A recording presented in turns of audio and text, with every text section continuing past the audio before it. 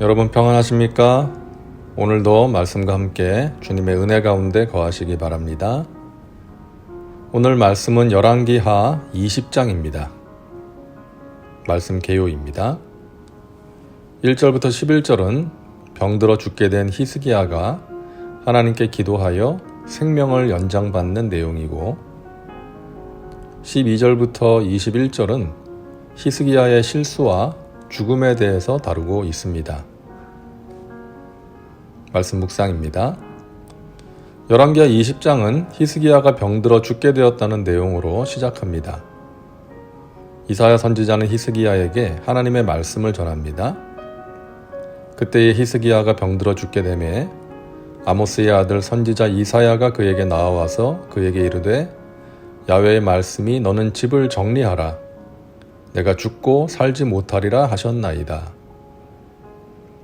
히스기야가 죽게 될 것이라는 말씀이었죠.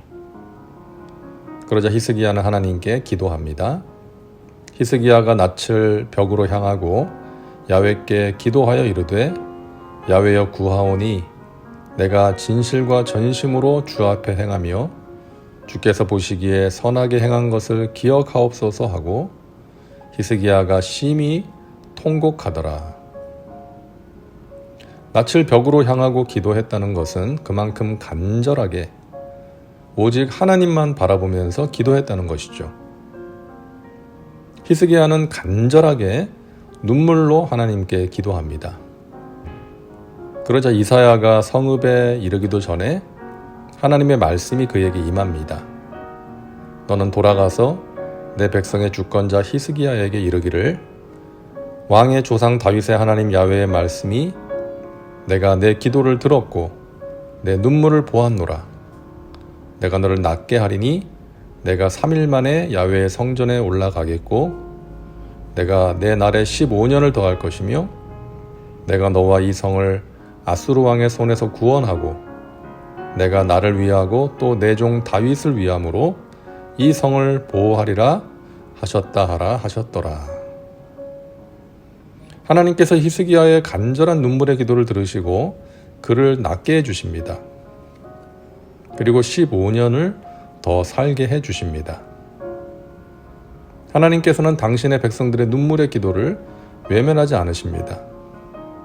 자신의 뜻을 돌이키면서까지 긍휼을 베푸십니다. 모세의 간절한 기도를 들으시고 이스라엘에 대한 심판을 거두신 하나님, 한나의 눈물의 기도를 들으시고 아들을 주신 하나님께서 저와 여러분의 하나님이십니다. 히스기야는 이사야에게 자신이 낫게 될 징표를 구합니다.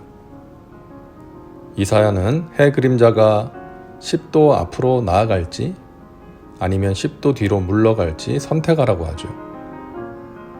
히스기야는 앞으로 나아가는 것보다 뒤로 물러나는 것이 어려우니 10도 뒤로 물러나는 것을 선택합니다. 이사야가 하나님께 간구하자 해시계의 그림자가 10도 뒤로 물러나게 되었습니다. 놀라운 이적이죠. 해시계의 그림자가 뒤로 물러났다는 것은 그 순간에 지구가 반대로 돌았든지 아니면 해가 본래의 위치에서 움직인 거 아니겠어요?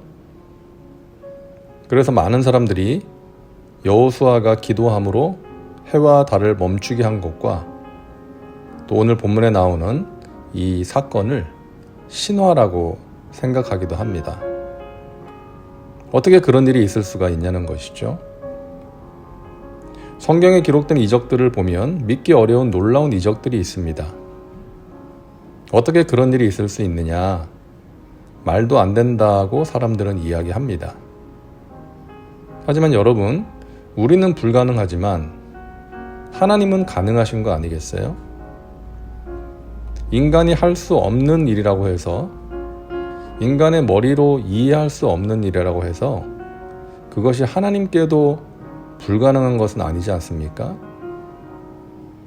홍해가 갈라지고 하늘에서 만나와 메추라기가 떨어지고 불이 떨어지고 죽은 사람이 살아나고 태양이 멈추고 해식의 그림자가 뒤로 물러나고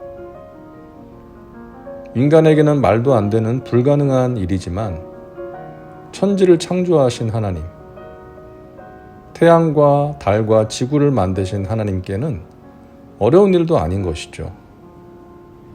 그러니까 전능하신 하나님이신 거죠. 인간의 기준과 잣대로 하나님을 생각하면 안 됩니다. 인간은 한계가 있지만 하나님께는 없습니다. 인간은 할 수 없는 것이 많지만 하나님은 그렇지 않습니다. 그래서 우리는 성경에 나오는 여러 가지 이적들을 하나님께서 하셨다라고 믿는 것이죠. 그리고 그 하나님께 우리가 기도하는 것이죠. 히스기야의 삶은 15년 연장되었습니다. 그리고 15년이 지난 뒤에 히스기야는 세상을 떠납니다. 인간은 때가 되면 모두 떠납니다. 죽었다가 살아난 나사로도 죽었습니다. 우리 모두는 죽습니다. 그때는 하나님만 아시는 것이죠. 그래서 우리는 병에 걸리면 히스기야처럼 하나님께서 베푸시는 치유의 은혜를 기대하며 기도해야 합니다.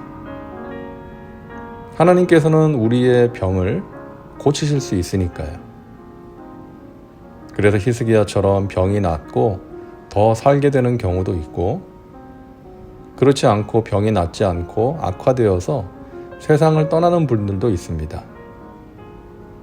그러면 슬프고 낙심이 되지만 그때가 하나님이 정하신 때인 것이죠.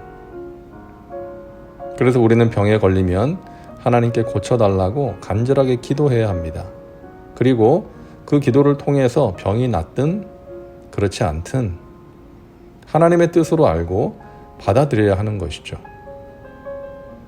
이 세상에서 영원히 살 수 없는 것이고, 또 우리 믿는 자들은 죽음이 끝이 아니잖아요. 영원한 나라, 하나님이 친히 예비하신 곳, 아픈 것과 눈물이 없는 곳에 가는 거잖아요. 우리가 그것을 믿지 않습니까? 그래서 누군가 병들어 세상을 떠나면 많이 슬프고 아쉽지만 하나님이 주신 영생과 천국의 소망으로 위로를 받아야 하는 것입니다. 여러분, 인생의 문제 앞에서 하나님께 간절히 기도하세요.